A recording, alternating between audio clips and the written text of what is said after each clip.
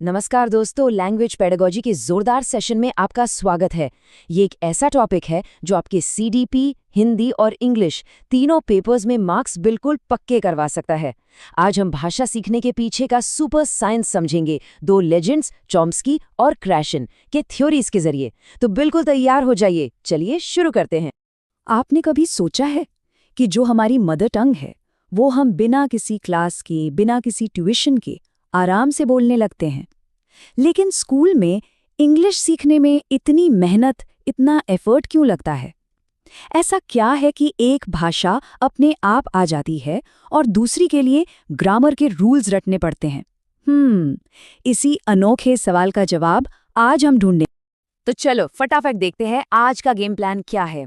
सबसे पहले समझेंगे एक्विजिशन और लर्निंग का फर्क, फिर चॉम्स्की के सुपर डिवाइस की बात करेंगे, उसके बाद क्रैशन के 5 जबरदस्त रूल्स, एक बहुत जरूरी इमोशन फिल्टर, लैंग्वेज स्किल्स का पूरा सेट और हाँ, आखिर में एक क्विक टेस्ट आपकी नॉलेज चेक करने के लिए। रेडी हो? Let's go. Okay, section 1, acquisition versus learning. Hindi में कहें तो अर्जुन बनाम अधिगम।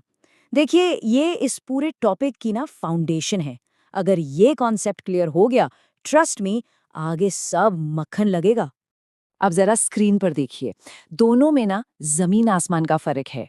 एक तरफ है एक्विजिशन, ये बिल्कुल नेचुरल है, सबकॉन्शियस, जैसे हम अपनी मदर टंग सीखते हैं ऑटोमेटिकली, फोकस मीनिंग पर होता है, रूल्स वूल्स पर नहीं। और दूसरी तरफ है लर्निंग, ये है कॉन्शियस एफर्ट, स्कूल में रूल्स रट रट के जैसे हम लोग इंग्लिश सीखते हैं, समझे? एक नेचुरल, दूसरा मेहनत वाला। और ये लीजिए आज का पहला टॉपर्स नोट, इसको तो दिमाग में प्रिंट कर लीजिए, एग्जाम में बहुत काम आएगा। सिंपल सी बात है, अर्जन अधिगम से हमेशा बेहतर और परमानेंट होता है। क्यों? क्योंकि जो चीज़ नेचुरली सीखते हैं ना, वो दिलो दिमाग में बस जाती है। रटी हुई चीज़ें तो एग्जाम के बाद भूलने का पूरा चांस रहता है, राइट? चलिए अब मिलते हैं इस कहानी के पहले सुपरस्टार से। Section 2, the one and only Noam Chomsky. इन्हें फादर ऑफ मॉडर्न लिंग्विस्टिक्स भी कहते हैं। पता है क्यों? इनका आइडिया एकदम रेवोल्यूशनरी था कि हम सब पैदाइशी लैंग्वेज के सुपर हीरोज हैं। सीरियसली, इनके आइडिया ने ना लैंग्वेज को देखने का नजरिया ही बदल के रख दिया। तो ये सुपर पावर है क्या आखिर? चॉम्स्की के हिसाब से ये है लैंग्वेज एक्विजिशन डिवाइस, शॉर्ट में बोले तो एलईडी। ये सोचिए एक हाइपोथेटिकल टूल है, मतलब हमारे ब्रेन में एक इनबिल्ट माइक्रोचिप है जो हम सबके पास पैदाइश से है, और इसका काम क्या है?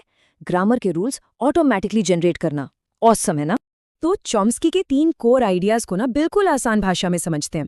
पहला, लैंग्वेज इज इनेट, जन्मजात, हम इसके सॉफ्टवेयर के साथ ही पैदा होते हैं। दूसरा, यूनिवर्सल ग्रामर, इसका मतलब दुनिया की कोई भी लैंग्वेज हो, हिंदी हो, इंग्लिश हो, जापानीज हो, सबका बेसिक स्ट्रक्चर सेम है, हमारा ब्रेन उसके लिए ऑलरेडी ट्यून्ड है।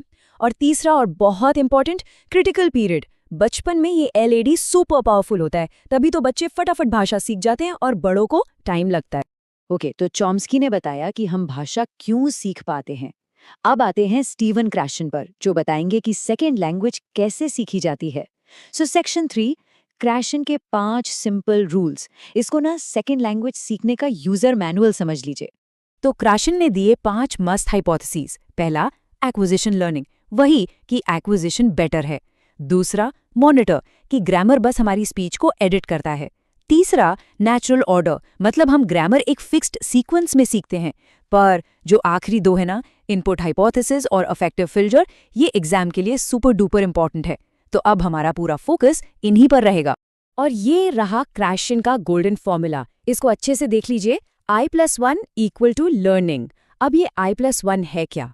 सिंपल है, I मतलब आपका करंट लेवल, आपको अभी कितना आता है, और +1 का मतलब है थोड़ा सा एक्स्ट्रा चैलेंज, बस थोड़ा सा, जो आपके लेवल से जस्ट नेक्स्ट लेवल हो।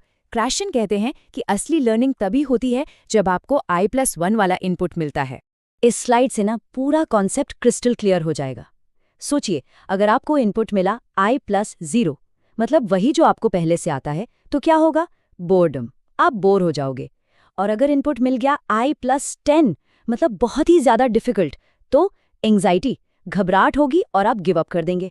इसलिए असली लर्निंग उस I+1 वाले स्वीट स्पॉट में ही होती है, ना ज्यादा आसान, نہ زیادہ مشکل۔ چلیے اب ایک بہت ہی انٹرسٹنگ چیز پر آتے ہیں، سیکشن 4 دی افیکٹو فلٹر۔